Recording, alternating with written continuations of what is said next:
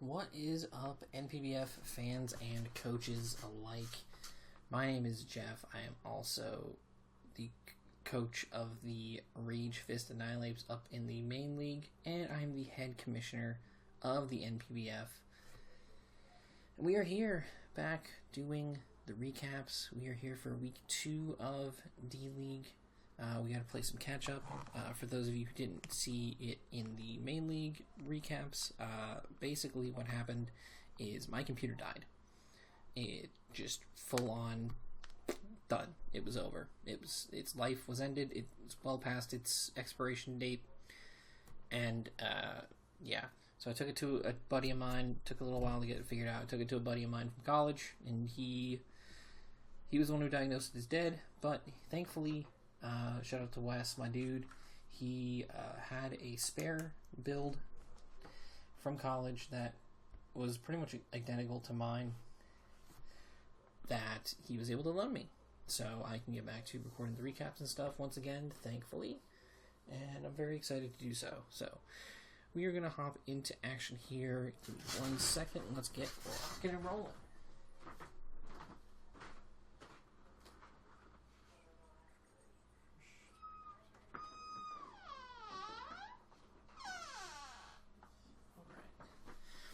So, a few caveats for these first two. I'm going to be recording them back to back. I'm going to be doing week 2 and 3 back to back so that we can get caught up. There are a couple things to note. Week 2 will only have 6 battles in it, and week 3 will only have 7. This is because of a couple reasons. One, Michaela, the coach of the Florida Flaffy, she had a medical situation, as I've been informed. Around the time of week 2, so she was given kind of like our special IRL life issue extension situation that we do sometimes if we find necessary, where like a game can be put on hold for a little while. IRL stuff comes first always here. That's always something I want to make sure to keep paramount as a part of this league. IRL stuff will never take precedence over... IRL will always take precedence over league stuff at the end of the day. This is, Pokemon. It's just something we do for fun. It's not that serious. Let's not make it serious, If someone's health or family or anything is, there's issues there, well then, simply put, that needs to take priority. So, that game is on hold. They are currently in the process of working on getting that done, and once that game is done, it will be covered in a future recap as well. The other situation, which is in the process of being worked on as well, is Alyssa and the Long Island Lipards.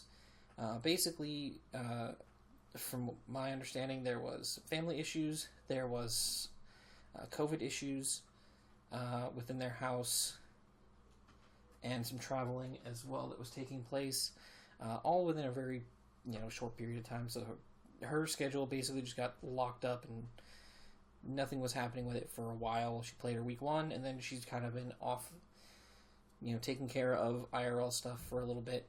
But she is in the process. There's plans in place to get all of these matches taken care of, which is fantastic. And, hopefully everything is doing better on their end. So, with all those things taken care of, let's go ahead and hop into our week 2 games that we have and see what we are working with. To start, we have the New York Applins taking on the Xanarkand Zoroarks.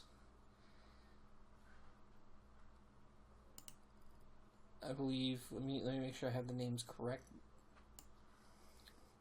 Stuart and the Xanarkand Zoroarks, and then we have Dylan and the New York Applins. Dylan brings the Tingaloo, the Alolan Ninetales and Maxcalibur, the Alolan Golem, the Alolan Sandslash, and the Cramorant, the hard Snow Core, going in hard on this one. Very nice, very nice. And then we see Stuart and his Zoroarks bringing the Entei, the Donphan, the Umbreon, the Comfey, the Hisuian Zoroark, and the Annihilate.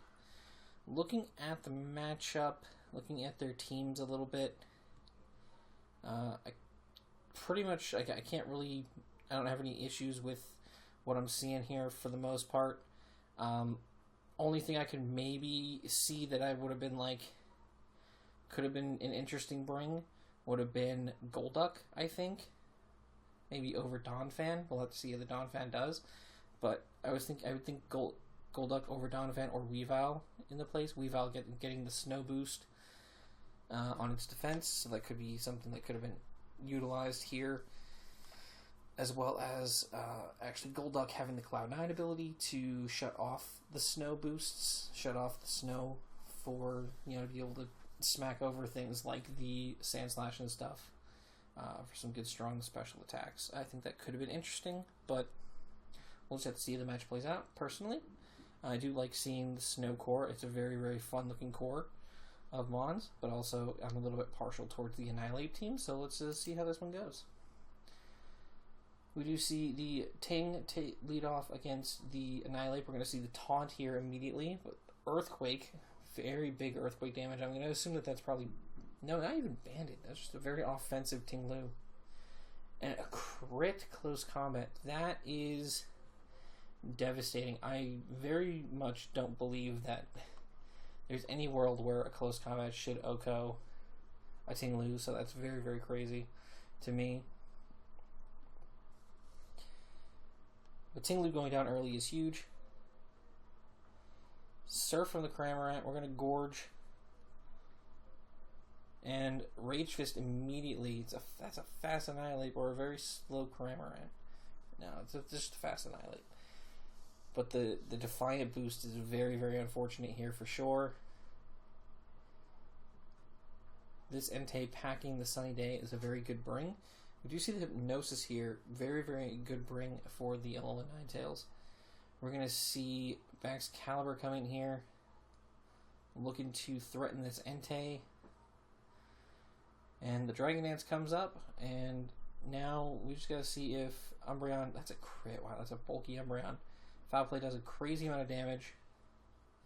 Earthquake not going to be enough here. So Dylan is going to lose his Baxcalibur. So he's losing all of his offense here. Umbreon's faster than the Sand Slash. That is kind of sketchy. I don't like that. Do not like that it's faster. Should not be faster. And then the Shadow Ball is going to come out, assumingly from the Zoroark here, and take out the Sand Slash. Big, huge damage on the Golem. I don't know if that was a misclick, but yeah, there was no reason to Iron Defense there. It was always just going to click Shadow Ball. And that's just going to clean up. The Zoroark's just going to clean things up. Nice. Yeah, I mean, very straightforward game. I feel like Stewart kind of held the momentum the entire time. Pretty much just bullied the Snow Core. It didn't really get anything going. The core just got beaten down. Annihilate abused the opposing team. The crit on Ting Lu, I don't know if that mattered. I don't think it probably did. I know Ting Lu is insanely fat. I don't know what the set was on the Ting Lu. I know it looked very offensive for how much that Earthquake did. Jeez. I've never seen a Ting Lu get one shot by, much of anything. So it's a very, very surprising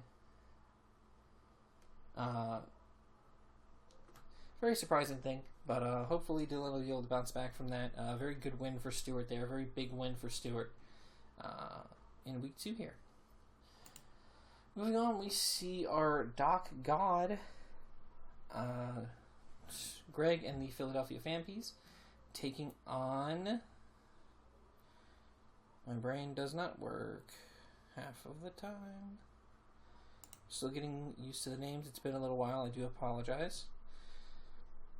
Taking on the Inferno Blazers, coached by Colin. Colin is bringing the Conkeldurr, Lando T, Superior, Jolteon, Scizor, and the Rhydon. And Greg brought the Chenpao, the Bronzong, the Moltres, the Galarian Slowking, the Hisuian Gudra, and the Swampert. So looking at the matchup, looks like pretty much brought everything that makes sense here on both sides. I'm not really seeing anything that's standing out as like not being here. That should be. I think everything it looks solid, makes sense. Let's just see how this matchup plays out. I'm intrigued with this one.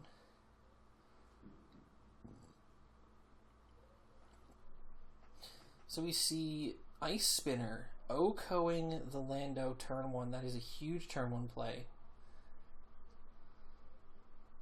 Shadow Ball, big crit on the Swampert switch in. That is super unfortunate. We're going to have to see a swap here. Conkeldurr coming in, getting the burn as well activated. That is huge for it. Drain Punch is going to do not much to the Moltres, but still, it's pretty strong. Heat Wave is going to do a good chunk to the Jolteon, but we're going to have to switch out here, obviously, into Goodra.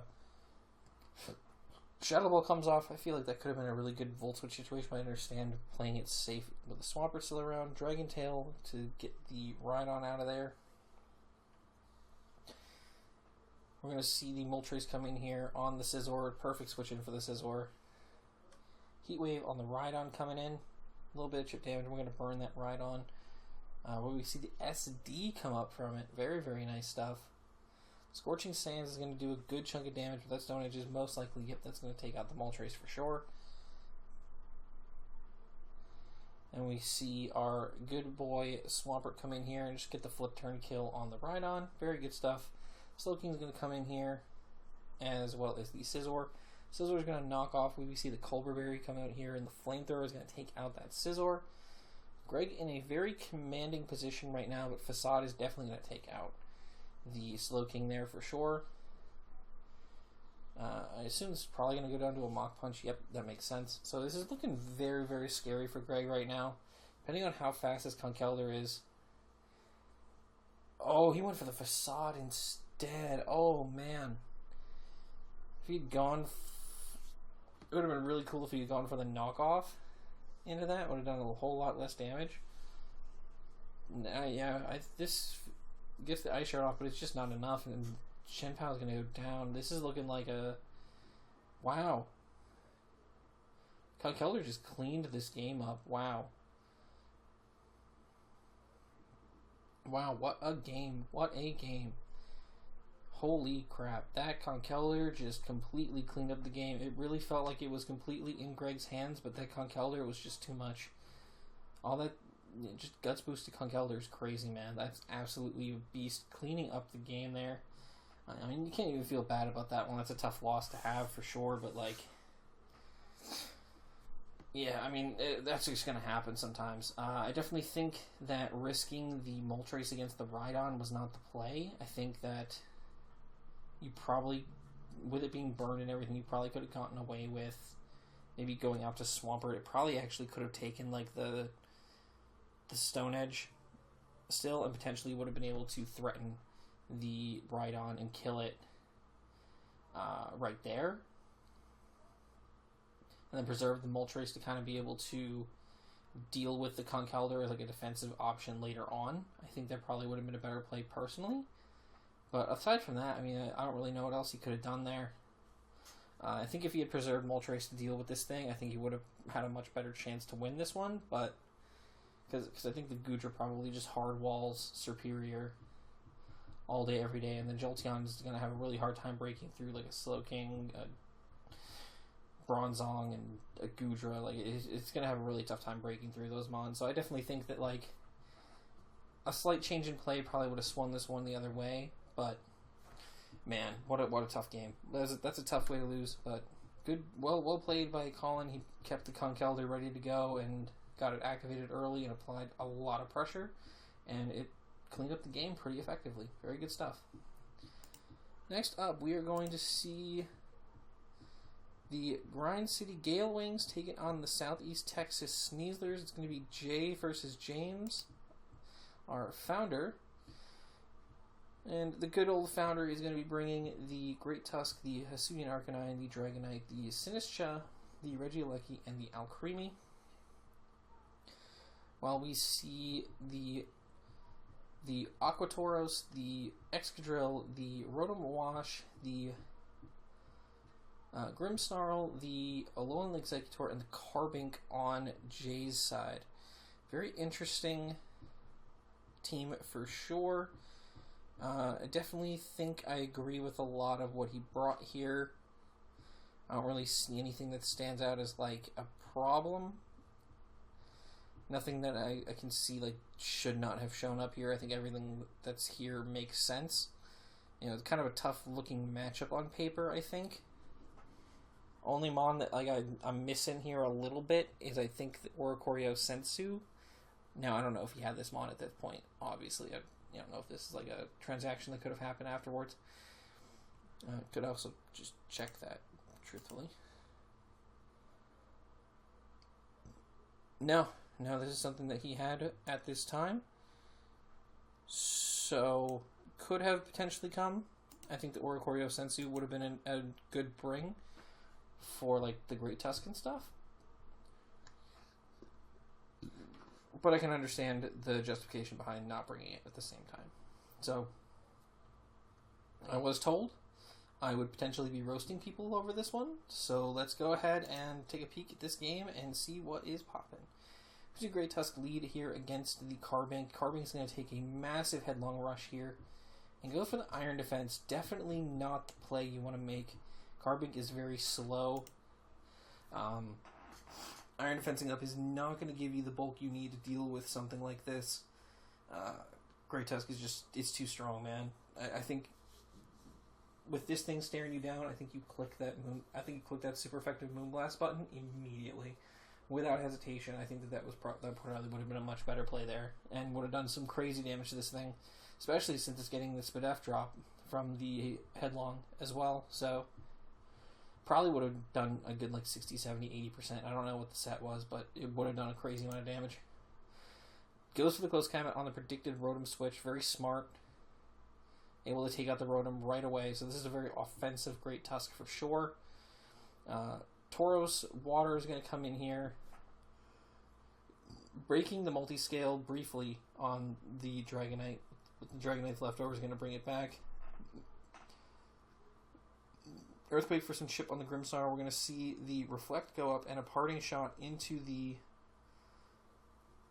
Oh man, what a good play. Good play with the Brick Break on the Great Tusk. Very good stuff. Raging Bull's going to do no damage to this Sinistcha there. We're going to see a Scald come out onto the incoming Alelan Executor. We're going to see a Calm Mind on the Sinistcha as a Calm Mind comes out on the Executor as well. We're just Calm Minding all day, every day, ladies and gentlemen. This is a very calm bowl of matcha. This is a very calm tree. But we're going to see the Dragon Tail get rid of the Sinistcha. Close combat does a good chunk of damage to the Executor, but it's going to be able to take out the Great Tusk with a Giga Drain. Very good stuff. We see the Calm Mind come out on the Alcremie, and we're just going to keep Calm Minding up, ladies and gentlemen. We're going to see the Citrus Berry get harvested here. Very good for the Executor in this situation. We're going to see the Giga Drain do a good chunk of damage here. Draining Kiss is going to do a decent chunk back as the Executor goes for another Calm Mind. We're going to Terra Fire here. Very smart to Terra Fire. Make that Draining Kiss be resisted. I think that's a really good play. Allows for way less regeneration on this Alcremie. I think that's a really smart call. Getting the Giga Drain off there, very good. Very much in a good position here. Goes for the Ground Terra Blast, very good stuff. But the Giga Drain should be able to take it out here. So now we have a +6 Executor, but that doesn't matter with its physical defense. Unfortunate that the Hisuian Arcanine was right there and ready to go. Head Smash is going to do too much damage. The Reflects are going to be coming up. Reflects and Lightning are going to come up, but I don't think that's going to save it entirely. We're going to see the switch here, actually, as the Parting Shot comes out. Very good play on his part, I think. The Calm Mind is going to come out on the Sinistcha. He's very determined to set up and do work. Grimmsnarl is going to come back in here on the Sinistcha and get taken out by a Giga Drain. Surprised no Sucker Punch. I'm very surprised not to see the Sucker Punch there. I think that would have been a really good play. Just to get some big damage off on this thing. But it does look like this Sinistcha is probably going to clean up the game here, unfortunately. For Jay, I think overall, I think he played fine. I mean, if he clicked the Dark move on Grimmsnarl or Moonblasted early, against the Great Tusk, if he had the Moonblast, obviously. If he didn't have the Moonblast, then that's a little bit of a tougher play to make, but...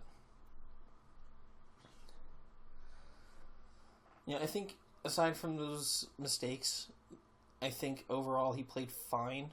I can't really roast him too much for this. I mean, it was a tough matchup on paper. I do think that Oricorio Sensu with Quiver Dance probably would have been a really good bring here. I feels like a really good mon into this matchup. Get a Quiver Dance or two up, and you can pretty much break through, a couple of these mons pretty effectively. But I can also understand that I'm sure there was some logic as to not bringing it. So I think overall it was a fine game. James just showed his experience here in draft and just kept applying pressure. Just kept setting up, applying a ton of pressure against his opponent, and it worked out in his favor in this one. So well played by James, and Jay, I'm sure you'll bounce back from this. No big deal. Moving on, we see Aaron and the Rowlett Trailblazers taking on what I believe to be the Golden State War Turtles, coached by Angel. Angel is going to be bringing the Raging Bolt, the Chi-Yu, the Klefki Necrozma, the Quapavel, and the Torterra against Aaron's Orthworm, Delphox, Gliscor, Torkoal, Gengar, and Roaring Moon. Let's take a peek and see how this one plays out. I do love watching Aaron's games. He's a solid player. I'm going to see the immediate knockoff. Getting rid of the white herb on the Torterra. I really like that. Torterra going immediately for the Shell Smash, though. That's really, really scary. Orthworm should be able to wall this, though. Trailblaze comes out. A little bit of chip damage. A little bit of chip. Iron Head, if he gets the flinches, that's going to be crazy. We can see the coil from the Orthworm. That's very scary. Oh, no. Angel messed up here. Must have forgotten the Earth Eater was a thing, or must have not faced Orthworm too much. That's a tough situation.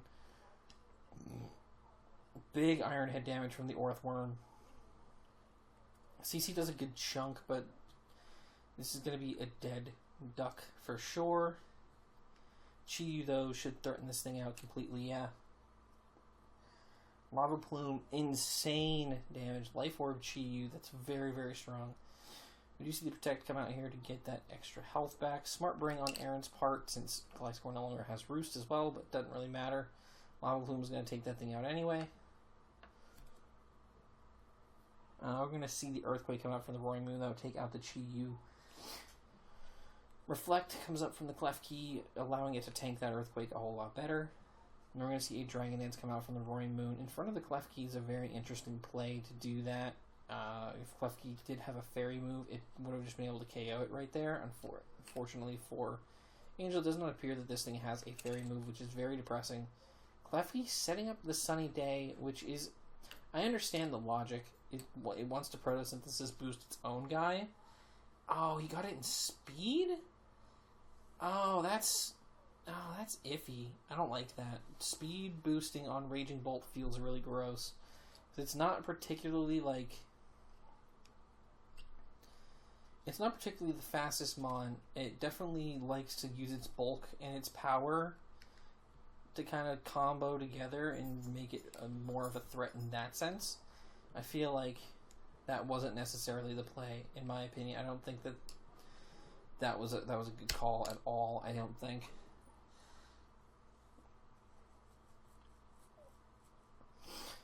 A Calm Mind war between Necrozma and Delphox. Looks like Delphox is getting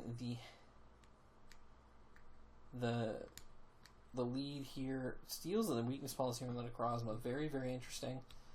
Seeing Magician do its work here. Flamethrower is going to be able to take out the Torterra there, yeah. Nice clean endgame for the Delphox. Definitely, Angel made a few glaring mistakes here. Obviously, earthquaking the Orthworm. That's just something that he should have been aware of.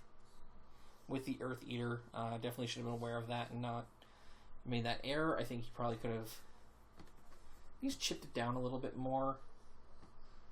Maybe not have to sack the Quapavel, or the Quapavel actually could have potentially beaten it. Who knows at that point. or at least allow the Torterra to go down so you can get a clean switch into Quaquaval. I think that would have been better, or clean switch into Chi-Yu, which it did end up beating it anyway. I think sacking the Torterra there would have been much better.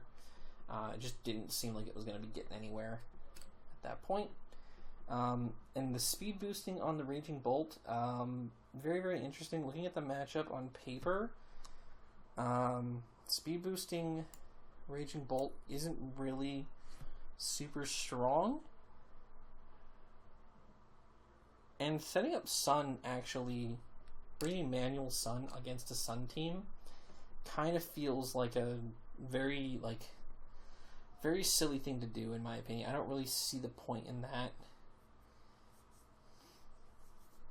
Because, your opponent, has Roaring Moon, Torkoal, Slitherwing, Venusaur. They're likely already going to have Sun up a lot for their team. So bringing manual Sun on the Klefki kind of feels almost like you're throwing the match, kind of in that sense, because you're basically saying, here, let me boost your guys up too. I'll help you out there. That kind of seems a little silly to me, personally. I definitely wouldn't have gone for something like that. And the speed boost on Raging Bolt, it's not particularly fast.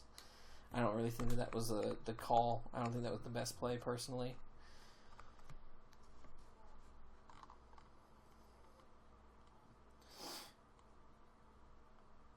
Especially because it didn't even end up outspeeding the Roaring Moon. Obviously, it was Dragon Danced up, but even still.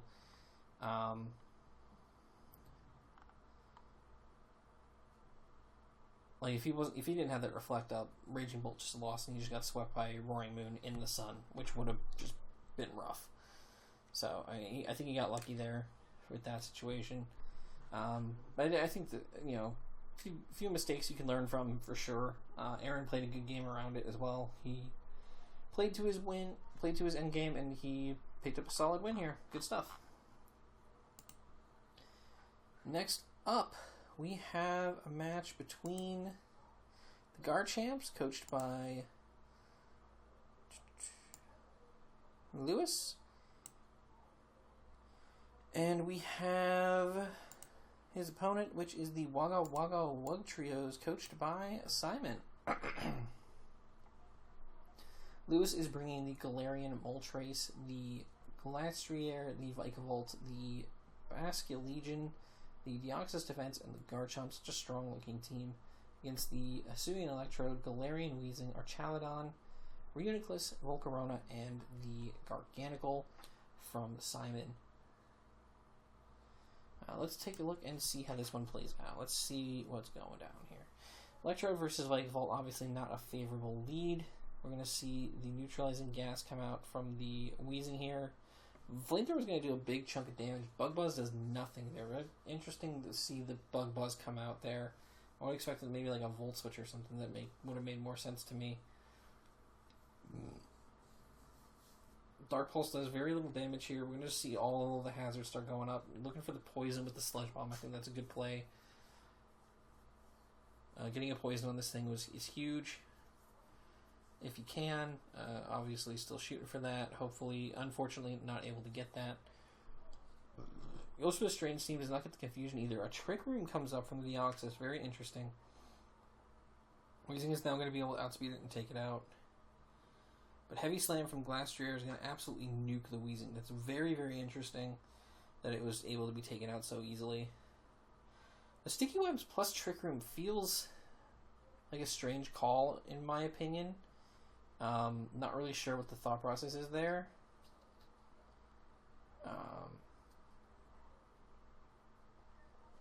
Because I don't know why you would want to make your opponent's team potentially slower than you or faster than you in Trick Room.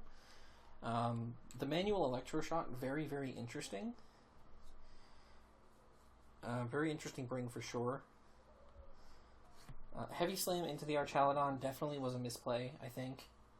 Oof, Fire Fang, rough there, but the Terra Blast is going to be able to pick up the KO. Very good stuff. That is a Scarf Basculegion for sure. We see the Aftermath come off. Some good chip on the Basculegion. Going directly out into the Volcarona was a misplay for sure. You know this thing has to be Scarfed. I'm pretty sure it has to be Scarfed, because, yeah, I think even at -1 speed, Electrode should still outpace. And so I think that, like, that could have been a quick calc just to make sure, like, hey, is there any chance that, like, this thing is now slower?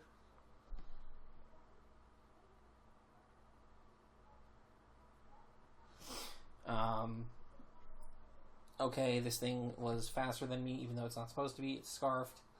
Let's go out into Reuniclus now, because Reuniclus would have been a much safer play. Basically sacking the Volcarona was a very, very unfortunate situation there.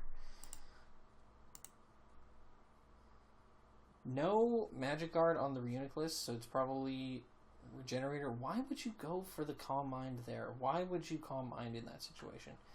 This thing is running you through. You need to KO this. I think that was a huge misplay. You needed to get damage on this thing ASAP. The Calm Mind was rough. I don't know. That was kind of rough. I think hitting that thing for some good damage immediately would have been your thing. I don't know if you would have been able to kill it, but at least if you go for like a Psychic or something, get a crazy amount of chip damage off on it. I think that could have been something. I think something could have gone better here for them, for sure. Definitely not the funnest way to lose, but you know, Pokemon's a game of information. Take any information you could potentially get and try to exploit it as much as possible. You know, finding out that this thing was scarfed, I think you could have played a lot differently around it. Instead of sacking the Volcarona, I think he could have immediately gone into Reuniclus and threatened it a little bit. At least smack it for some good damage, hopefully. Maybe it had Shadow Ball. Maybe he would have been able to kill it with Shadow Ball. I don't know. But I think that would have been a good call for Simon. Lewis played a solid game here. Well, I'm very confused with the concept of Sticky Webs plus Trick Room. It's a very interesting combo there. Like, there's potential scenarios where, like, Simon's Mons could have been slower than Glastrier. And obviously that's not ideal to fight in Trick Room. You don't want them outspeeding you. It's a very interesting situation there. Obviously that ended up not being the case, so it worked out in his favor, but still, just kind of a little strange, in my opinion. But overall, I think it was a fine game. Not too bad. Moving on, we have Nate and his Baltimore Predacons taking on the Victory Bells, coached by Callum. Callum is bringing the Victory Bell, the Slow King, the Thunderous, the Pecharunt, the Duraludon, and the Heracross. And then he's going to bring the Mismagius, the Corviknight, Keldeo, the Crocodile, the Iron Valiant, and the Haxorus. Let's take a peek and see how this one goes down. We see Heracross lead against the Crocodile, and we're going to see a Trailblaze go off here. I'm very surprised to see the Crocodile not just auto-switch here. Valiant's going to come in, take that Trailblaze damage. Smacked with an Earthquake. Psycho Cut does a good chunk of damage. I'm surprised not to see the Stab Fairy move come out here. I think that would have been probably a little better. But alright. Crit on the CC, I don't know if that mattered. It might have, potentially. I mean, Iron Valiant's not bulky, but that might have still mattered regardless. We see the knockoff come out here, getting rid of the Mismagius, and that is... yikes. Corviknight gets O-Code here. I think Corviknight should have come out first and foremost. I think right away, as soon as Trailblaze came out, I think Corviknight should have hit the board. Personally, I would have thrown Corviknight out immediately, because like, Corviknight can just kind of like beat this thing over pretty effectively, especially, you know, one quad effective Brave Bird and it's done. You immediately pressure it out as soon as it gets one Trailblaze off. I think getting the rocks up wasn't as important, staring down in front of that thing. I think he definitely would have been better off going the route that the route with Corviknight. Now, I do love this snow getting up, this manual snow going up and getting the weather balls off. I think that's such a really cool set. That is really, really cool by Callum, and he just Yeah, I mean, he just dominated that one. That was a really dominant performance. I definitely think that there was a much better way to play that on Nate's end.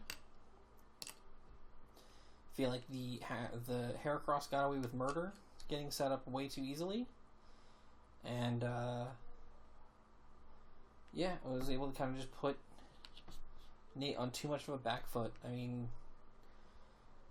hell, it took out half of a Crocodile, took out the Miss Magius, took out the Iron Valiant, and took out the Corviknight. Just barely missed out on taking out the Keldeo. Like, that's pretty tough. That's a pretty tough situation for sure. And maybe if he'd run a couple calcs, he would have seen that Keldeo would have tanked much sooner. Could have gotten Keldeo immediately and been able to kind of like save the situation for himself. But it's just an unfortunate matchup for sure. Just a very unfortunate matchup the way it played out. Hopefully he can bounce back from that, but an amazingly played game by Callum. No notes there. Really good stuff. So with that, that's going to conclude all the games we have for week 2 as of now. Let's go ahead and I'll go over to the dock and we'll talk about the games for week number 3. Alright, ladies and gentlemen, these are our week 3 matchups for you guys. You'll be seeing that video here very shortly. Starting things off, we have Nate and his Baltimore Predacons taking on Dylan and the New York Applins. Both coming off of losses this week, really tough losses. So hopefully one of these coaches will be able to bounce back hard. We have Michaela and the Florida Flappy taking on Simon and the Wugga Wugga Wug Trios. Michaela, hopefully everything's doing better for you. Obviously, health things are never fun. Hopefully you're doing better, and you'll be able to come out swinging for a really good match. Then we have Lewis and the Garchamps taking on Matthew and the Memphis River Kindras. Matthew, both have been here for a good while. Lewis's team is very, very scary looking, so I'm very interested to see in how his team pilots against Matthew. Very interested to see how this one goes down. We see the Golden State War Turtles, coached by Angel, taking on Jay and the Southeast Texas Sneezlers. After a tough loss where I think he outplayed his opponent in week 1, and then just a really rough loss against a really seasoned, talented opponent in week 2, Jay's going to be looking to bounce back. I do see a good bit of talent here, so I do think that there's a good chance that he can do well. But Angel's been around D-League for a good bit, and I definitely think that he is another really solid competitor. So I'm excited to see both sides of what they're going to do here. We see James and the Bryan City Gale Wings taking on Aaron and the Rowlett Trailblazers. 2 former main league coaches duking it out here. Very, very excited to see this matchup. Very, very much looking forward to this one. Going to be a lot of fun. Then we have Alyssa's match against the Infernal Blazers. Colin versus Alyssa. This match, as of now, has not happened yet. Still looking to get those situations sorted so that things can get caught up, but that is being worked on as we speak, so no worries there. We have James and the Myrtle Magikarps taking on Greg and the Philadelphia Fampi. Greg taking on a fellow commissioner and former main league coach here. Going to be a huge test for Greg for sure in this one. Definitely looking to see how he handles this matchup. James is a massive threat. He's been going on he's going on a tear down here in D-League. He's definitely looking to win his way back up top. We'll see if he's able to keep up his winning ways. Then lastly, we have Stuart and the Xanarkand Zoroarks taking on Callum and the Victory Bells. Should be a very, very interesting matchup here for sure. Both are really, really solid seasoned competitors. I'm very much looking forward to seeing what these two bring to the fight. But with that being said, I'm going to end this one off here. My name is Jeff. I'm the head commissioner of the NPBF, and I will see you guys next time. Peace.